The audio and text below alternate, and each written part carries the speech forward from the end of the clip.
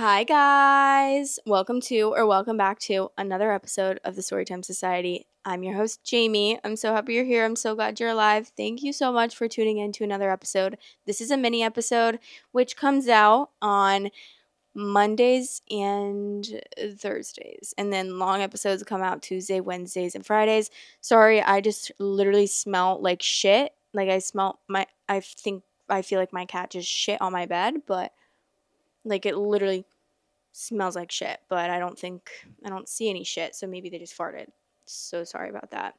The theme of this is just Am I the Assholes? It's just me reacting to Am I the Assholes. There's no like theme other than that they are all Am I the Asshole stories.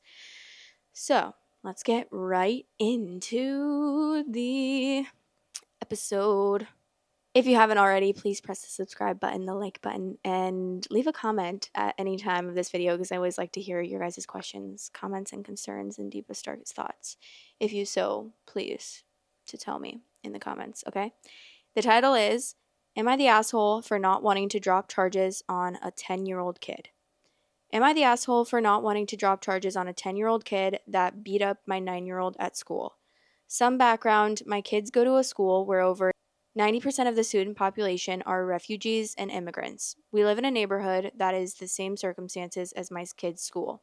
Cut to yesterday, my 9-year-old girl was out at recess.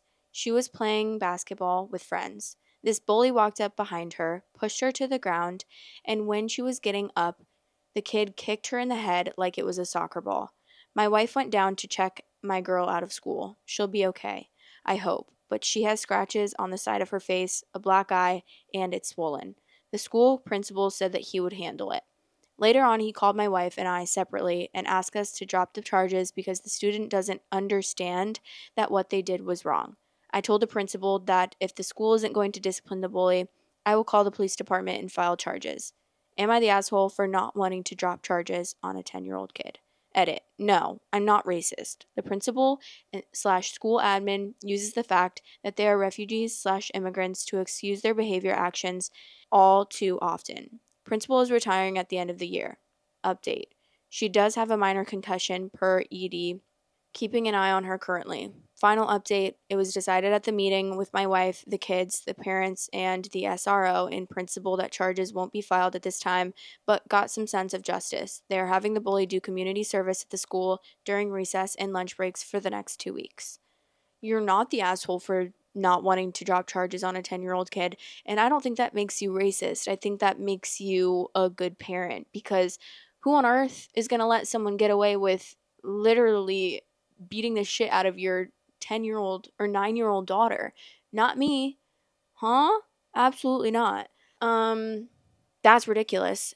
I mean, I'm glad that something happened. Like, even if it weren't you filing charges, at least the school could have been like doing something more other than saying, oh, sorry, he doesn't understand what he did wrong. So please just let him go. Like, let him off the hook. No, that is not an excuse at all. He needs to understand what he did wrong so he doesn't do it to another kid or ever again for that matter. Okay, some of the comments. No, don't drop the charges. Why? Because the 10-year-old doesn't understand that what he's done is wrong. This can point to negligent parenting and or serious mental problems, both of which won't be addressed if you drop the charges. Because if you do, it will be business as usual, and then another child would be kicked and the damage will be much worse. Something needs to be done, and pressing a charge is the best way to make people do something. 100%. Gotta do something about that because no one's getting away with, I don't care who you are. If you're kicking my daughter in the head, you're not getting away with that. The next story's title is, Am I the asshole for losing my shit and screaming at my girlfriend to get out of my house after what her stepbrother did? My girlfriend was over at my place 2 days ago. We're both 20. She has a stepbrother who is 23. Before this, I'd only met him a few times, and he seemed like a regular dude. She asked if it was okay for him to come over for a couple of hours. I said, why not? He said he would get booze and pizza, and my parents were away visiting relatives for the weekend, so I figured we could shoot the shit. I have a little sister who's 15. They came over, and she stayed up in her room the entire time. We were all a bit tipsy, and my girlfriend's stepbrother asked if he could use the washroom. I pointed him to the one down the hall.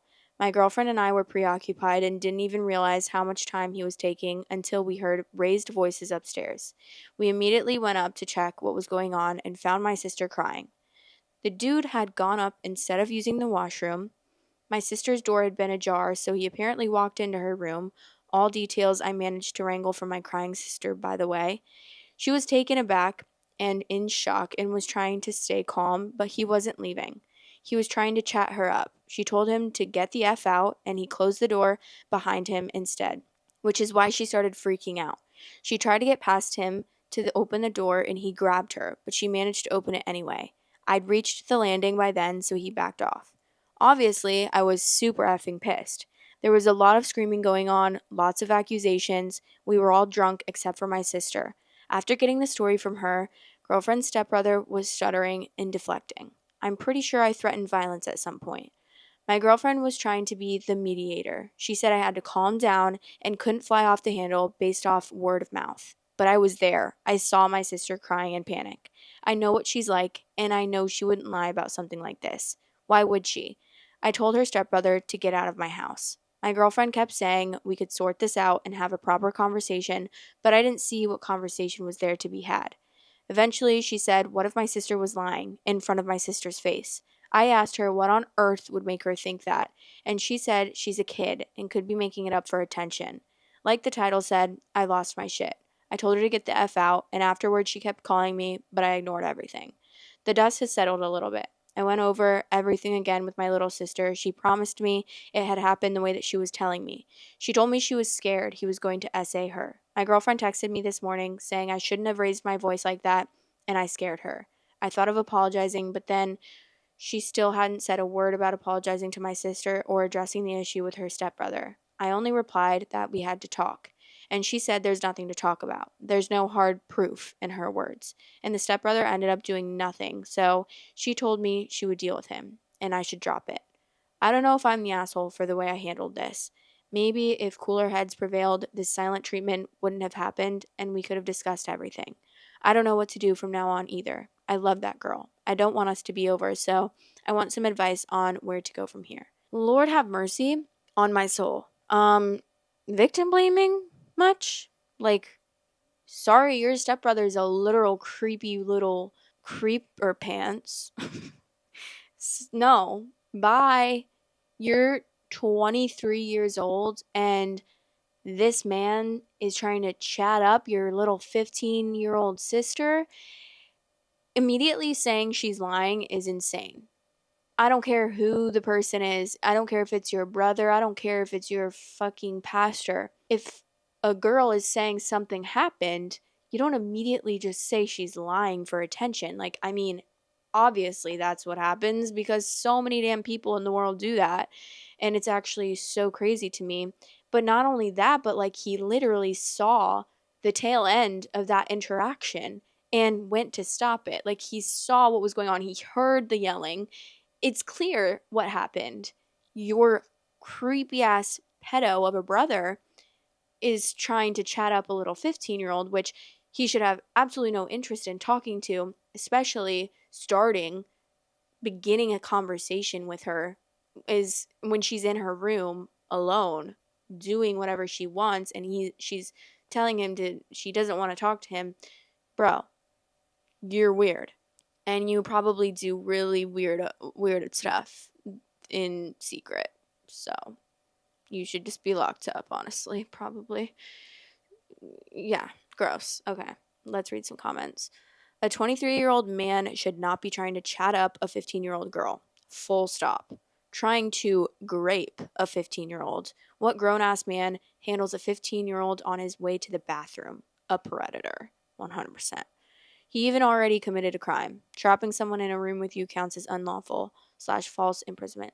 Edited to add, and more, really, but false imprisonment is undeniably a crime he committed. I don't know. I'm not a fucking lawyer. I don't know any of the laws, so couldn't tell you if that's accurate information. Not the asshole. Break up with your girlfriend and protect your sister. The girlfriend is an enabler. I know she has had to see or sense the creep before.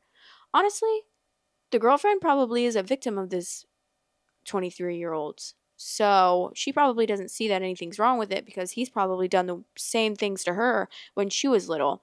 I mean, they're only 3 years apart, but still, he could have been, what, 18 and she was 15? And he's probably like, hey, sis, weird. No, absolutely not. Break up with her if she doesn't come to the realization that that was messed up and her stepbrother is a nasty creep. Then cut her off. There's no reason to continue a relationship with her, especially if she's going to say that you shouldn't have raised your voice. You should find it actually attractive that he was sticking up for his little 15-year-old sister. Next story. Am I the asshole for reporting an ER doctor for offering me $10,000 not to terminate my pregnancy? I had already planned on having an abortion, but before I could even take the pills, I started bleeding naturally. I went to the ER to be sure I was okay. I was. And when asked what local OBGYN I wanted to be referred to, I told the doctor that I didn't need a referral. She asked me why, and I told her that I wasn't continuing the pregnancy. The doctor looked at me and said, "What if I gave you $10,000 and you gave the baby to me?" She chuckled after she saw my face drop, and I said, "Sure, find a way to transplant this fetus into your uterus and grow it yourself, and it's all yours." More awkward laughter. Should I report her? LOL, I'm imagining her saying that to someone younger and less strong-willed than me, and it just seems so wildly inappropriate. Edit to clear things up. I still took the pills after this ER visit for those of you trying to compare this to my singular other post on Reddit. I started bleeding naturally beforehand, which warranted the ER trip to rule out other complications. Yeah, probably report because that's actually crazy. That's a crazy thing to joke about, even if she is like completely joking. Weird. Don't joke about that, especially to a patient. Like, maybe, I don't know. I mean, regardless, that's a really creepy thing to joke about, like selling your baby. That's very weird, unless obviously it's something like whatever, something legal. But in this case, pretty sure it would cost a lot more to have a surrogate. No, I'm not pretty sure. I'm sure it costs a lot more to have a surrogate, and definitely cost a lot more to adopt a child. I actually can't confirm or deny that, but I'm pretty sure it costs more than $10,000. Like, there are probably a lot of legal fees that you have to pay for to adopt a child, which I hope and pray that that's true because people be getting babies so easily, I feel like sometimes, and I'm like, you should not have been able to adopt that child legally because you are not fit to be a parent. Okay, let's read some comments. Report her for only offering you $10K. Surely you can get way more than that. Seriously, report her. This may not have been the first time they did this. This was for sure not the first time. If that was just so casually of a thing that comes out of her mouth, I'm sure she's constantly doing that. And everyone's just like, whoa, what? Because, I mean, what are the odds? Unless you gave her a very open vibe and like a very friendly vibe where she felt super comfortable with you enough to be like, hey, sell me your baby. Yes, please report her. Offering money to try and manipulate someone into making a different decision about their pregnancy is not only inappropriate, but also potentially harmful. She should be focusing on providing medical care, not trying to buy a baby. 100%. Report her to the Board of Medicine. I'm an RN, and if I heard a coworker saying that to a patient, I would report them to the appropriate board immediately. She is messed up. The question would cause any patient to feel guilty if they were considering terminating the pregnancy. Maybe that was her intention. If she was making a serious offer, she needs to be arrested and have her license revoked. You also have reason to file a civil suit. Report her immediately, not the asshole. So, I'll take things that never happened for 10,000, please. Oh, okay, now we're getting to the comments that are saying it's fake, so. Apparently every fucking thing on Reddit is fake, but we choose to believe, okay? Because not everyone lies, guys. Come on. But, yeah, my thoughts are report her, because weird, and bye, girl. Don't do that. That's so unprofessional. The way it would feel so uncomfortable if someone said that to me, like, especially a doctor who is supposed to be like a neutral, like, they're not supposed to be convincing you to do something, right? I mean, I hate it. You know, usually it's because it's your choice, like what you want to do. Even in like a surgery, they're like, it's your choice. Do you want the surgery or not? Obviously, they can't force you to do anything. They can tell you their professional opinion, but obviously, this is a completely different situation. One thing I hate, which isn't really related, but kind of is every single time I go to the gynecologist, they're always shaming me for not being on birth control. And it's actually so annoying. They're like, so you want to get pregnant? And I'm like, no, but I don't want to have the side effects that birth control comes with. Also, I've been not on birth control for my whole entire life. So why would I start now? I'm 26 years old. And I remember last time I went to the gynecologist, which was like a year and a half ago, and I was getting my pap smear, and it was this really cool old lady. Like, I think she was literally 90 years old. She was looking like the girl from SpongeBob saying, "What are they selling? Chocolate." That. She was looking like that. She really was, but she was really cool and funny. And then my vibe completely switched when she's like trying to force me to get birth control, and I'm like, girl, you sound like a salesman. Am I at the car shop? Like, I'm not trying to buy a car right now. Why are you trying to convince me to get on birth control?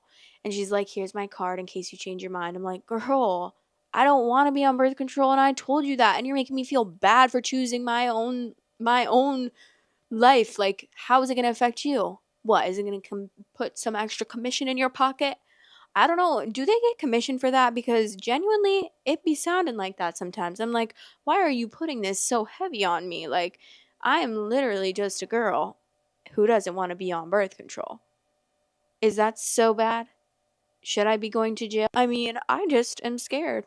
And I don't want to be on birth control. And I've lived this long without it, girl. Why do I need it now? You know? In no time, probably, I don't know, 4 or 5 years, I'll be wanting to have a child. So, whatever. You know what I mean? I don't know. But yeah, I hate that. It irks me so bad when doctors like heavily push something on you and it's not like in your best interest, because I know my body and I know that I don't need birth control. Like, I don't have any pre-existing conditions that makes me need birth control. I'm perfectly fine without birth control. I've never gotten an abortion. I've taken one plan B in my entire life, and I probably didn't even need to take that plan B. God knows why I took that plan B. I don't know.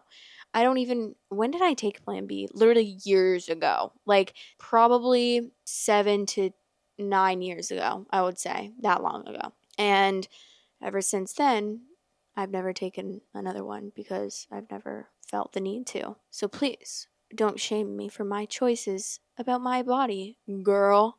Go back to SpongeBob SquarePants, getting chocolate, okay? Anyways, that's the end of that story time society episode. So I hope you enjoyed. Let me know what you thought about the stories, your questions, comments, concerns. Also, I have a Patreon now. It's in the link below.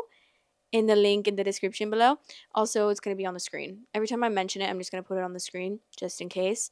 I'm going to have an episode up. I haven't filmed yet, but I'm going to film tomorrow, my first episode. It's going to be like inappropriate kind of stories that don't really belong on YouTube. That's going to be the theme of it. Like stories that I would like to read, but they are either just like they're too much, have too many bad words, or whatever. You know what I mean? Like just stuff that YouTube would probably be like, no, girl, no, you're not getting monetized for this, you know? So that's going to be on my Patreon. I'm going to do, y'all know me. I'm doing it. I haven't missed an episode of this damn podcast since I started posting in May. So, you know, I got you, okay? An episode a week. And yeah, slay, queens. If you join, love you. If you don't, still love you. All right? Talk to you in the next episode of Storytime Society. Bye. See ya. Love you. Y'all be joining me.